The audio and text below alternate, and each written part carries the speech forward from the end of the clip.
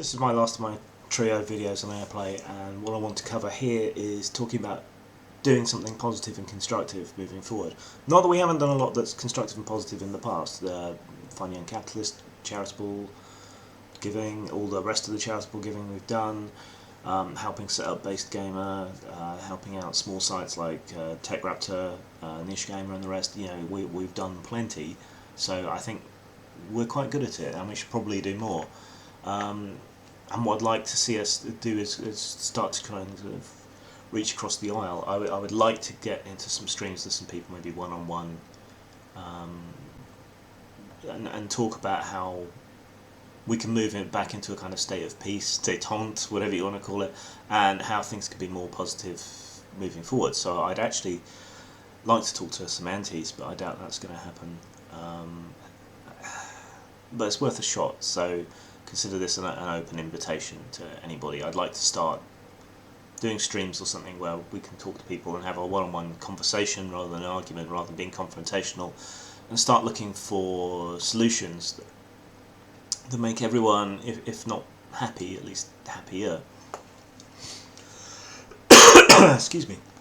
So, coming away from SPJ Airplay, what can we say?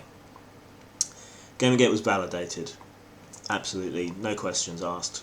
Ethical concerns are real, the problems are real, these are real issues that the SPJ would take seriously, so, you know, we've done good. But what does Gamergate need to learn to do? I mean, one of the suggestions was boycotts. Now, I'm wary of boycotts because they often affect other people around them unfairly, so just by way of example, I don't mean to necessarily pick on Brianna Wu, but if we were to, say, organise a bigger boycott of her game, we wouldn't just be affecting her, we'd be affecting the other people that work for her. Maybe she freelance hires some people to help her out, you know, you're affecting them as well.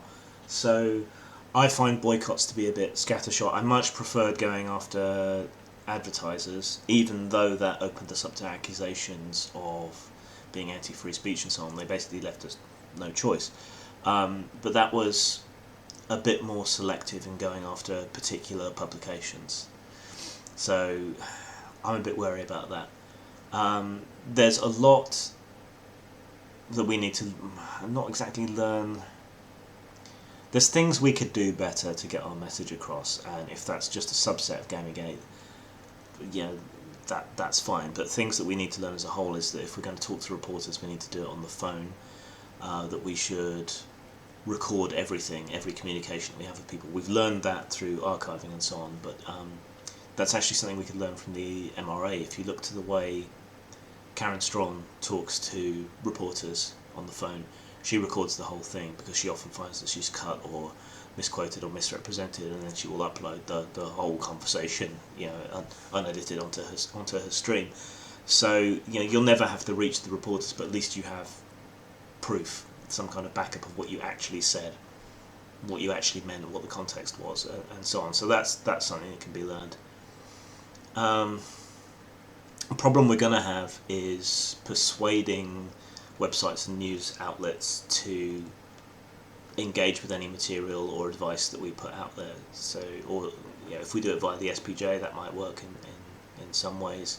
There might be other organisations we can do this through, but it's hard. How are you going to convince people who still don't understand that they did anything wrong, that they have things to learn, and that there's better ways to do things? I don't know, free webinars, proactively contacting people and sending them things, offering free training and so on to mainstream outlets. With mainstream outlets that might work, but you'd need to establish a reputation first, you know.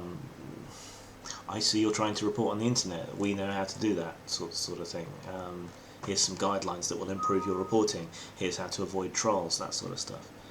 I mean, the SPJ could be key in that, in providing the possibility of training or documentation, policy examples and so on. And there are examples of how that can work for bad information.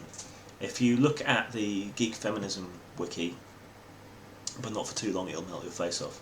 But if you look there, or to the Ada initiative, they have managed to successfully propagate their idea of what anti-harassment policies and so on for conventions and tech talks should be, and these have been relatively uncritically adopted by an awful lot of conventions, trade shows, and so on, despite them being unnecessary and not good. The fact that they were on there for free and have been gone over by lawyers and whoever else, then other groups and shows and things can just pick that up and put it in. So if we can come up with policies, procedures, that sort of thing, and attach them to a group with some credibility like the SPJ, then we can possibly get them out into the field, and hopefully good information will propagate naturally in the same manner and just as effectively as the bad example I've just given has. So that's something. One thing that was brought up was, do we need reporters who report on the gaming press? Yes, I think we probably do, and I think some gaming press sites could use some people like that to sort of help keep them honest, in a way, and to report on these kind of scandals and come at it from a position of expertise and watchdoggery. New site, maybe it would be nice to encourage people to hire their own internal people, but an external site where we could gather together several people to do that would be a good thing. Maybe that's something to invest in, something we could look at. So somewhere where you can see media reporting on media, watchdogs, meta-level games media reporters, if you will. Ethical training policies and ethical standards, obviously something needs to go around, but we've been advocating for the SPJ's ethical document since last year, and it's only recently that various sites have enacted any kind of ethical policy, and most of them are fairly wishy-washy and nowhere near the kind of level of the SPJ. So that's something that already exists, but it's not getting across to people. So we should look at ways we can do that. Maybe provide training documents. Act as a watchdog to make sure that these ethical policies are enforced, bring them up when they do something wrong. One thing that was brought up was possibly doing rewards for good ethics. So could this hypothetical media site offer rewards? Could the SPJ offer rewards? Do they do that already? Stamp of approval. This is an ethical.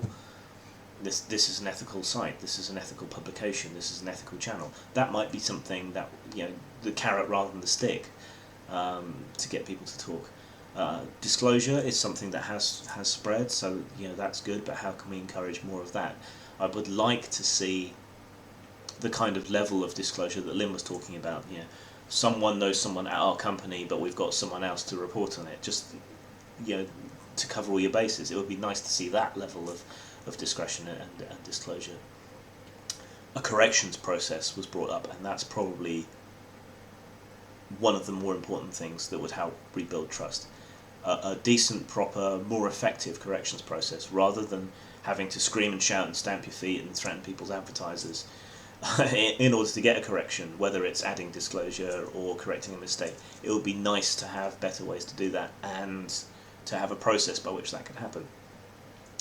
I would like to see a guide on how to report on the internet. The afternoon panel didn't really get into that. A few of us have made videos on this subject. A few of us have written blogs on this subject. It is abundantly clear that a lot of the mainstream media, you show them an internet problem or a hashtag movement or something, and it's like showing a dog a card trick.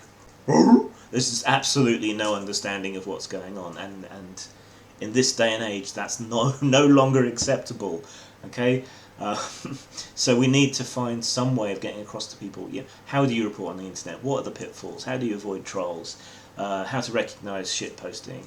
How to understand whether you're talking to a genuine person? Making sure you get both sides. Oh, this group's leaderless. Who do we talk to?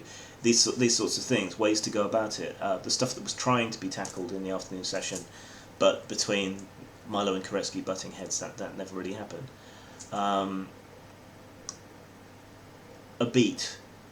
Do we need a beat reporter who is concerned with the internet rather than tech? Because there's a social side to the internet and an entertainment side to the internet, and scandals and everything else. The internet is kind of its own thing that links into all this other stuff. But would it perhaps be useful to have an internet beat reporter? Alright, mostly it would be cat memes and whatever else, but occasionally it would be something useful. So do mainstream news outlets need someone who is an internet expert, not just assume that the guy who knows how to program the VCR is the right person to report on these things when it comes up. So that's an issue.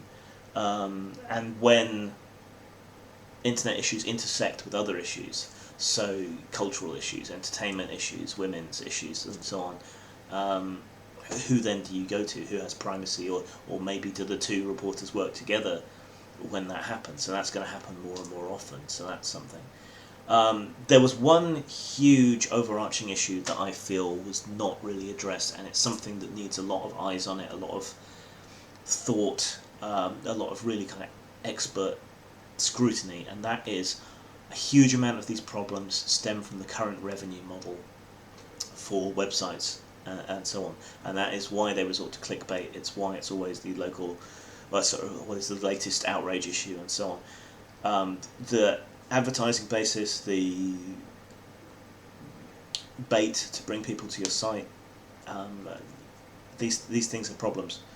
Advertising is an issue because it simultaneously distorts reporting, leads to articles that are actually advertisements, and because people just ignore it anyway via ad block because it's just annoying and it slows down your net connection. And for people on less good connections or with throttled or limited internet, downloading all these pointless adverts or having your laptop suddenly shout at you because it's picked up something with a sound file on it. This is not good.